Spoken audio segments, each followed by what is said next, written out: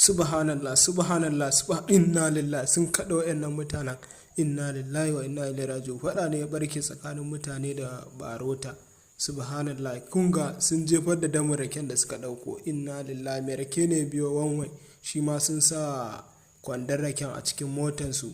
To kuma da faɗa ya barke, kunga har raken ma faɗi. Kunga yadda ake ta faɗa doke kan ga yadda suke gudu, subhanallah. Wato faɗan da ya fi ƙarfin ka kamar da shi wasa, subhanallah. Gaskiya mutanen jihar Bauchi a ɗan rage ɗaukan doka a hannu, ba kyau. Amma kuma gaskiya su ma kamata, inna lillahi. Ka duba can, ka duba yadda suke gudu, subhanallah. Wallah sun kayar da wani, suna ta dukan shi, za su kashe shi ko wannan, inna lillahi wa inna ilaihi raji'un. Ka duba yadda suke gudu, subhanallah. Ga motan ta cika, kai gaskiya wannan abu bai yi daɗi ba. Gaskiya su ma kamata su rage irin abubuwan da suke yi, ba a saba da su ba, amma haga yadda suke cin zarafin mutane wallahi wani lokaci, da karɓan mashinan mutane wai da sunan dasi namba, kuma namban ma bara a ba wa mutum ba, sai dai a karɓi kuɗinsa sannan kuma a bashi wata takarda, kai.